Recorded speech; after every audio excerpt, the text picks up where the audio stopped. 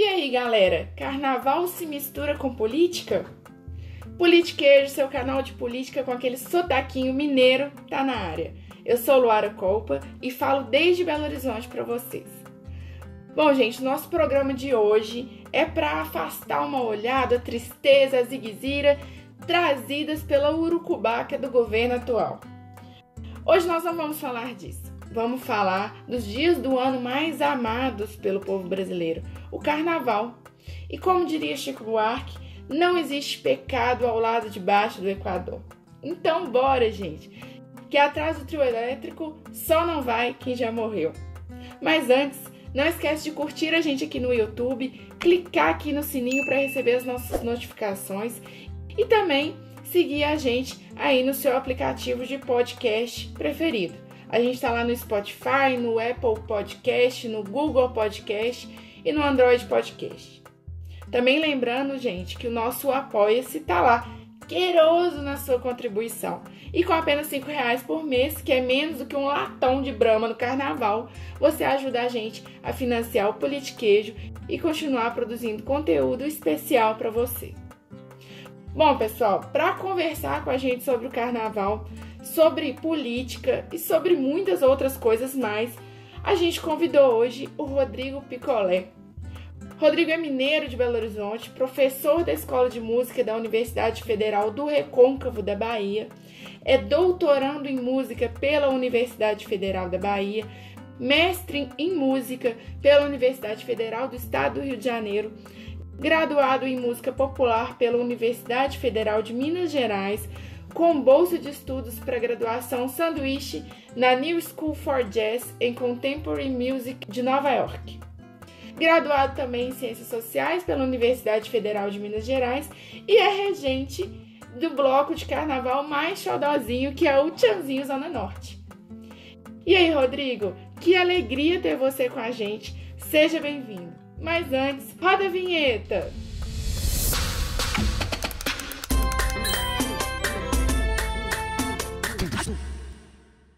Beleza, Picolé, é muito bom ter você aqui com a gente. A gente já colocou aí esse currículo vasto, mas nem é sobre o currículo que a gente está falando aqui. A gente está falando de um movimento, de um novo carnaval que surgiu aí na última década em Belo Horizonte, né? Queria que você contasse um pouquinho para a gente essa história, de onde surgiu, ressurgiu o carnaval, e principalmente o carnaval de rua em Belo Horizonte, que aí vem desde a época lá, quando o Márcio Lacerda queria meio que proibir o carnaval e as pessoas ocuparam a cidade, né? Fizeram ali a Praça da Estação. Como que aconteceu tudo isso? Como foi sua participação em relação a isso? E como que é esse laço entre carnaval e política em Belo Horizonte, esse engajamento popular que transformou o carnaval de rua em BH? É isso mesmo. Então, no fundo, eu comecei a frequentar todos esses movimentos como folião, né? Então, assim, todo esse processo que o pessoal costuma referir muito como esse marco de origem mesmo aí dessa, que a gente às vezes até gosta de chamar de retomada das ruas mesmo, né? Porque esse movimento do Carnaval de Belo Horizonte que aconteceu durante muito tempo, acontecia no centro, o Carnaval dos blocos, né, caricatos, aí isso foi afastado da periferia, e esse processo ele permaneceu assim durante muito tempo acontecendo já na cidade no último século, né? Assim, a partir de um certo momento isso aconteceu e permaneceu acontecendo esse carnaval das escolas de samba de BH. Mas esse carnaval especificamente, que a gente fala dessa retomada das ruas mesmo, enfim, aí realmente teve esse fator aí de combustão, né? Que foi um decreto do Márcio Lacerda, da Prefeitura de Belo Horizonte, na época que ele era prefeito, né? Em 2009, ele fez um decreto proibindo os eventos, o evento de qualquer natureza, na Praça da Estação.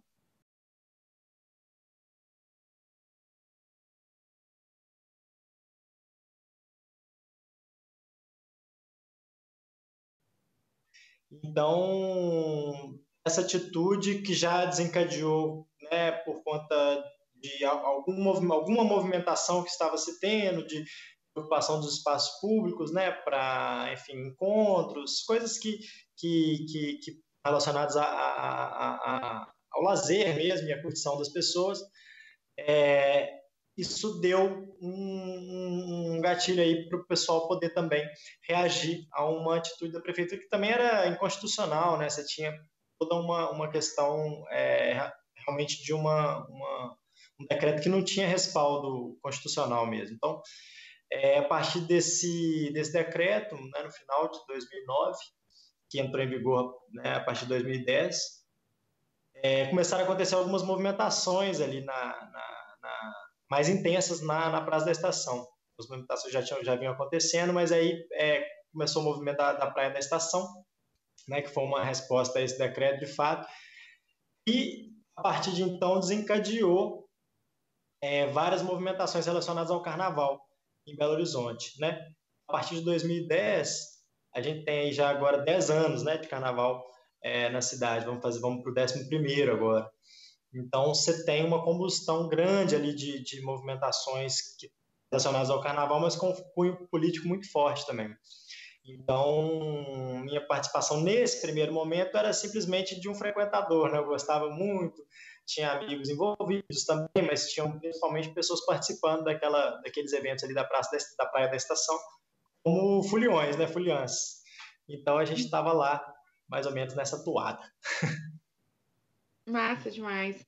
Não, é bonito de ver, né? Porque, na verdade, é aquele sentimento de todas as vezes que tem um descenso de direitos a uma ascensão de massas. Então, foi uma resposta de Belo Horizonte a um prefeito aí que não dialogava com os movimentos sociais.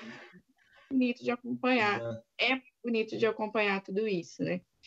E aí, por falar em prefeito, né, em prefeitura, tem um caso mais recente agora, que é inclusive uma fala do Calil, o atual prefeito, que ele diz, quer dizer, que as pessoas levaram a ele uma demanda de que por causa dessas chuvas, das enchentes em Belo Horizonte e tudo mais, deveria se cancelar o carnaval.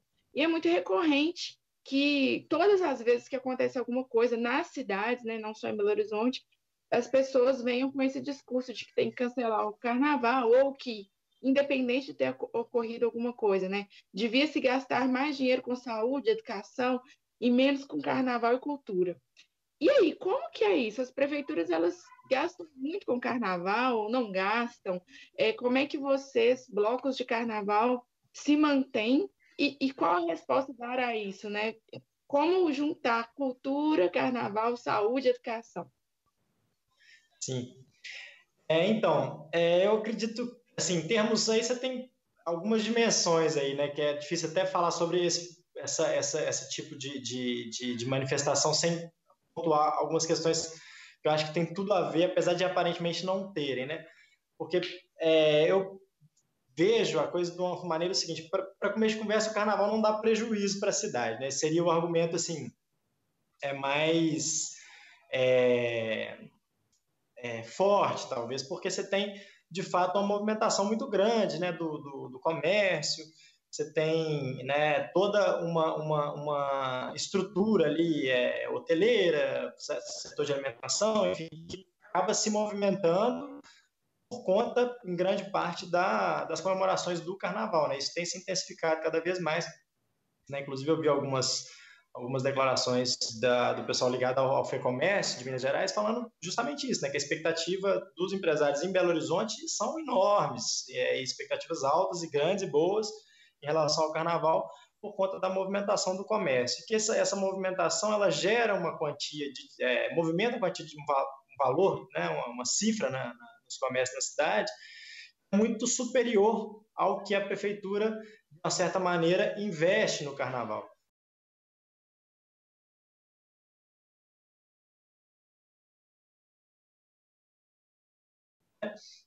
Então, claro, a gente, na verdade, tem uma visão de que o carnaval ele é muito superavitário, digamos assim, para a cidade, né? A cidade recebe muito mais dinheiro do que gasta com o carnaval, seja em termos na iniciativa privada, quanto no setor público também, que acaba arrecadando muito por conta dos impostos, né, associados a esse consumo. Mas, na verdade, você tem um investimento muito aquém do que poderia ser, né, se fôssemos pensar na arrecadação que a prefeitura tem durante esse período, né? Então, enfim, no sentido financeiro, o carnaval ele é mais do que viável, ele é recomendável, porque ele movimenta muito mais dinheiro e gera muito mais dinheiro para a cidade do que ele retém, né? Do que ele recebe. Então, isso seria uma primeira questão.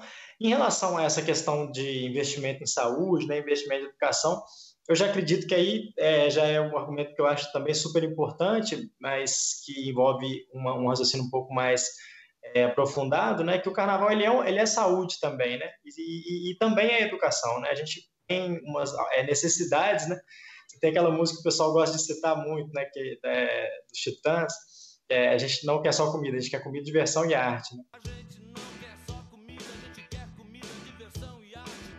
Então você tem sempre que pensar no carnaval também como uma questão de saúde, né? Como uma questão e como o carnaval com esse cunho político que se tem, né, em Belo Horizonte, a gente pode pensar nele também como um carnaval que educa, né? Você tem um envolvimento com pautas, com questões, boa parte dos blocos se envolvem muito com questões, né, de caráter pedagógico, de caráter educativo, de caráter político. Isso acaba sendo uma forma de estarmos ali em contato, estarmos ali aprendendo, estarmos ali ensinando, né, coletivamente. Então, você tem esse fator muito, muito forte também, que eu acho que é super importante de destacar. Então, eu acho que esse argumento ele vai na via errada por esses dois motivos, né, pelo menos. É, eu sinto, não sei se você também tem essa impressão, mas eu sinto que é meio que proposital essa narrativa. É como se fosse ali os fundamentalistas, as pessoas que são contra o carnaval por si, né? Porque o carnaval é um levante e tudo mais. E aí eles usam essa narrativa de gastos públicos para talvez não ter mais carnaval, assim, não sei, eu fico pensando nisso. E aí, a galera aqui do Politiquês, a gente gosta muito do Luiz Antônio Simas. Não sei se você conhece ele, que é um escritor, e ele diz muito, ele fala muito sobre o embate que dá no carnaval pelo controle dos corpos. Então, seria essa coisa aí do fundamentalismo. E aí ele coloca, então, o corpo transgressor deve ser disciplinado pela expiação do pecado, e o corpo festeiro deve ser disciplinado como ferramenta de trabalho. Então, tem muito a ver com essa coisa da disciplina do fundamentalismo, né? E aí, como você também é cientista social, eu queria saber se você faz também esse recorte e se esses diversos ataques que vêm sendo sofridos aí pelo carnaval, pelas manifestações, né, de massas populares, e como você bem colocou, que educam, tem a ver com essa narrativa. Eu acho que tem sim, né? Eu conheço Luiz Antônio Simas, inclusive gosto muito, né? Porque ele escreve muito sobre cultura popular, sobre música brasileira, então a gente tem ele como uma referência não só nas redes sociais, mas na música também. Ele é uma referência muito grande para o pessoal que é da música, né? Que estuda cultura brasileira, enfim. E sobre essa questão específica, é até interessante a gente falar, porque muitas vezes, às vezes as pessoas até ponderam ou argumentam a favor, né, ou contra o carnaval, levando em conta que as pessoas não estão trabalhando no carnaval, né? Que para a gente que está envolvido diretamente no carnaval, a gente trabalha tanto para o carnaval acontecer e trabalha muitas vezes de uma maneira, quase sempre, né, de uma maneira sem retorno financeiro nenhum. Então, assim, acaba sendo até para a gente um contrassenso pensar só da perspectiva de quem está curtindo a festa, enfim. Mas é claro que eu entendo também que tem essa visão, né, de que as pessoas, óbvio, se pensar em uma disciplina dos corpos muito rígida, né, e relacionada a questões de um cuidado para o trabalho especificamente, você pode ter, de fato, um potencial de subversão muito grande ali no carnaval, né? Então, eu acho que no momento, o carnaval em si, ele além de ser para nós, né, que estamos envolvidos diretamente com a organização de blocos, ou para quem, enfim, está trabalhando, né, ambulante, ou para quem está trabalhando no comércio, enfim, um momento de trabalho mesmo, né, no sentido no sentido mais estrito do termo trabalho, mas para quem está curtindo, de fato, é um momento muito grande, muito importante de se ter em conta um momento de encontro, um momento de experiências que muitas vezes são tão ou mais importantes politicamente do que qualquer outras experiências que podem acontecer fora daquele ambiente, daquele espaço ali. Eu não sei se eu respondi exatamente a sua pergunta, né? Se qualquer coisa a gente pode até complementar aí, mas um pouquinho do que eu consegui imaginar, assim, relacionado ao tema, né? Eu acho que é isso mesmo, eu acho que é isso. Assim, tem essa narrativa proposital e tem também um desconhecimento, né? As pessoas acham que o carnavalesco só brinca, né? Brincar o carnaval. E não vê, não reconhece ali também o trabalho, o turismo, tudo que gera em torno do carnaval, né? Então são narrativas, às vezes, propositais, que fazem com que as pessoas desconheçam o que está por trás, né? Famílias inteiras é, vivem de carnaval, né? Em toda essa discussão. E aí, voltando especificamente para o seu bloco, Tchanzinho Zona Norte, que é um dos blocos mais queridos de Belo Horizonte, né, mais históricos de Belo Horizonte, a gente fica curiosa, assim, como que é essa ideia inicial do bloco de sair ali daquele eixo centro-sul, que normalmente foi onde nasceu tanto a coisa da Praça da Estação e alguns blocos ali, e vocês optarem para ir para a Zona Norte de Belo Horizonte, fazer então um carnaval com outro viés, mas com uma tremenda importância, né? Então, eu queria ouvir um pouquinho aí de qual foi essa ideia, de como que vocês começaram, por que ir para a Zona Norte, e como que é, sobretudo, fazer um bloco de carnaval que pontua sempre a coisa da esquerda, né? Ano passado vocês foram, o Tchanzinho foi para Cuba, e esse ano vocês vão para fim da Terra plana, né? Como é que é tudo isso, a história do Tchanzinho? Então, o Tiazinho ele começou em 2013, ou seja, o Carnaval de Belo Horizonte já tinha uma história, né, curta, ainda recente, esse carnaval específico surgiu ali a partir dessa movimentação toda que a gente já falou, né, na Praça da Estação e tudo. E a gente surgiu muito com a ideia de fazer, na verdade foi uma coisa até natural, né, pra gente, porque a ideia era a gente fazer um carnaval próximo de onde a gente morava, né, mora. Então, assim, a ideia é fazer um carnaval que fosse ali mais pertinho da gente mesmo. Então foi uma ideia, claro, que o carnaval acontecendo majoritariamente na região centro-sul, na regional centro-sul da cidade, a gente sempre fez questão de pontuar essa questão, né, como uma forma de se afirmar ali também naquele espaço e tudo, e de mostrar que a gente se reconhecia de fato como pertencente àquele espaço ali que o bloco foi se constituindo e acabou até hoje se materializando naquela região, né, que a gente faz o trajeto regional Pampulha até a regional norte, de fato, né, o trajeto do bloco. A gente pega ali do bairro Dona Clara, Santa Rosa, e chegamos até no 1º de Maio, que já é o bairro limite, né, são os bairros limites das regionais Pampulha e Norte, especificamente.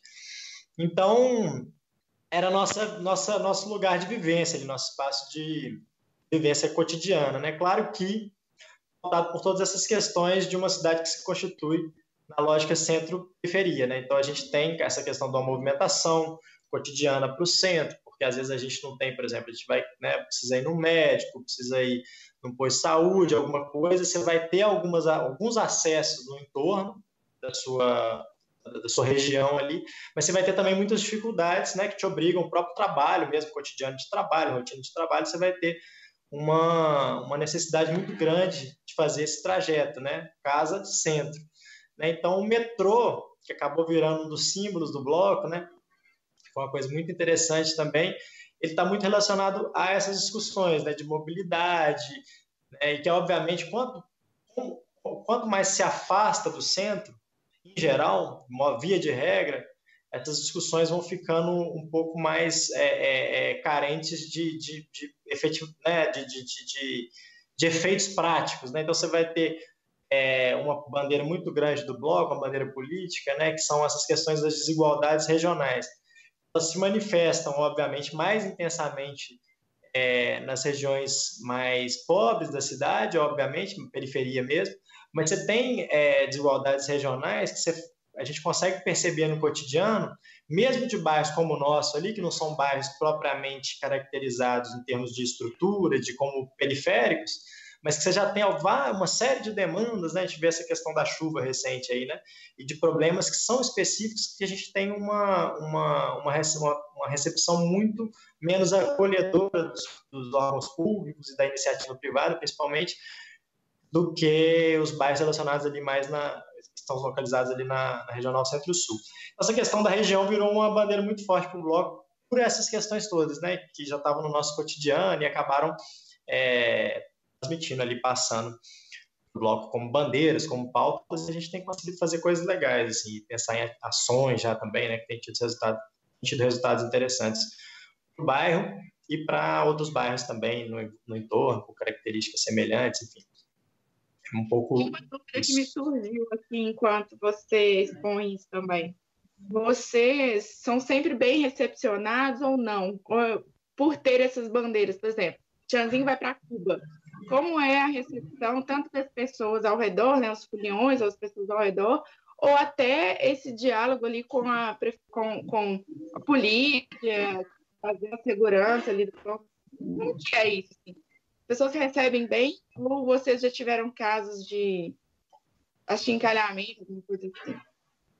Ano passado nós tivemos alguns problemas, né, relacionados ao tema do bloco, que é engraçado, porque a gente fez isso aí, na verdade era uma brincadeira, né, com a questão uma questão política recente, né, que tem se atribuir questões, e às vezes bandeiras até tradicionalmente são bandeiras liberais, né, que não são bandeiras necessariamente de esquerda, e pautas, né, digamos, progressistas, a se atribuir a uma ideia de uma esquerda, né? Então, assim, no atual contexto político que a gente está vivendo, tem uma coisa que tem acontecido muito isso, né? Ou seja, a pessoa te manda ir para Cuba, te chama de comunista, te chama de... Não que isso seja necessariamente um pedido ruim ou que seja necessariamente um xingamento, mas esse gatilho, né, que as pessoas têm muitas vezes por considerar determinadas pautas que sequer são historicamente de esquerda, né, ou exclusivamente de esquerda, seriam pautas comunistas, e enfim. Então, o Bloco ele tem essas demandas, né, que são demandas naturais do espaço que a gente está inserido, da questão regional, né, e todas essas dificuldades que muitas vezes os moradores dos bairros e dos bairros no entorno têm. Isso é muito natural para a gente nunca enxergou isso necessariamente como uma questão de uma identificação com uma corrente ideológica, né? Apesar de que, né, o Bloco tem uma formação heterogênea, as pessoas têm, obviamente, suas preferências ideológicas particulares, enfim. E aí, essa brincadeira foi um pouco nesse sentido, né? Que a gente acabava levantando algumas pautas, levantando algumas bandeiras, e as pessoas chegavam, né? Muitas vezes essa coisa da rede social também, e já tratavam muito como se o Bloco estivesse defendendo uma bandeira específica de esquerda ou de comunista, enfim. E aí foi uma brincadeira irônica, né, assim, em relação a essa questão. O Tianzinho, tradicionalmente, né, o tema do desfile, ele tem como pauta, ou como tema mesmo, o Tianzinho indo para algum lugar, né, e aí ano passado nós fomos para Cuba, assim como nos anos anteriores a gente foi para a selva, foi para o Japão, né, fazendo a brincadeira com a banda do Tchan, né, de samba de roda. Então, e esse ano, aí ano passado, por a gente ter escolhido esse tema, a gente acredita, né, que a gente acabou sendo alvo de algumas fake news também. Então, esse ano a gente vai brincando com essa ideia, né, das fake news, a gente vai para o fim da Terra plana e vamos tentar trazer um pouco esse debate, né, que foi um debate super importante, né, super atual, teve umas consequências drásticas aí, né, na última eleição, não só no Brasil, né, como em vários outros lugares do mundo. Aí isso tem sido observado como um fenômeno catastrófico, até assim, né, um fenômeno atual e importante, relevante. Então, basicamente... Vai ser lindo vocês chegarem lá na beirinha da Terra plana, tirar uma selfie, assim. Exatamente. Porque na Zona Norte a gente não acredita em qualquer lero-lero, né? Então nós vamos ter que ir lá conferir para ver se essa história é verdadeira ou não, porque a gente pensa. Me desconfiado, né? Então vamos lá ver. Ah, Exatamente. e a última pergunta que eu queria te falar, que eu queria te fazer, é o seguinte: esse processo todo de muitos blocos em Belo Horizonte, né? Acho que já são 500 blocos quase. Belo Horizonte também está vivendo um processo de musicalização, então está surgindo aí escolinhas de percussão, coisas do tipo. E aí, como você também é professor lá na Escola de Música da Universidade de Recôncavo Baiano, como que você vê esse movimento da musicalização em Belo Horizonte? E qual que é a importância disso para a cultura, para a música belo-horizontina como um todo? Porque a gente não tinha muito essa história, né, assim, em massa.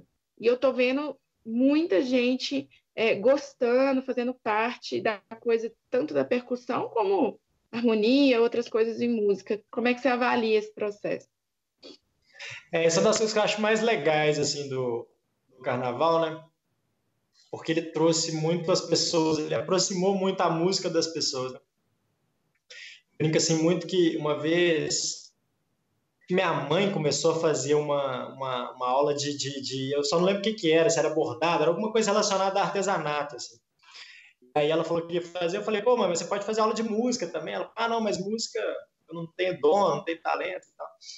Então, a gente acaba, criou-se um discurso, né, em torno de algumas práticas artísticas específicas, entre elas a música, né, que muitas vezes ele acaba distanciando muitas pessoas da prática musical. E eu sempre fui muito contra isso, porque, no fundo, eu fui uma pessoa que me envolvi com a música muito através de vivendo, não tenho familiares, nem amigos que eram músicos, alguns, claro, mas foi uma questão muito relacionada ao estudo cotidiano, envolvimento, prática, ao gostar, né, muito ao gostar mesmo, tudo.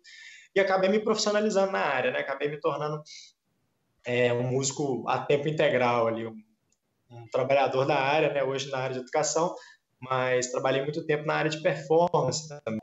Então, acho uma das coisas mais legais assim, do carnaval, né, porque aproxima muito as pessoas da prática musical, acaba tendo consequências culturais muito grandes. Né? É isso que a gente estava falando. Né? O carnaval é um momento de pensar o carnaval, é pensar a educação, né? Pensar a cultura, é pensar saúde, né? Por conta de todas essas questões associadas. Né? As pessoas estão aprendendo a tocar um instrumento musical, as pessoas estão se envolvendo, as pessoas estão se encontrando, né? As pessoas estão se encontrando em espaços públicos, elas estão ocupando aqueles espaços, né, que são delas, de fato. Então, você tem vários movimentos associados ao carnaval, coisas que acabam vindo juntos, né? Que são muito legais. Essa da prática musical eu acho uma das questões mais bacanas. Assim.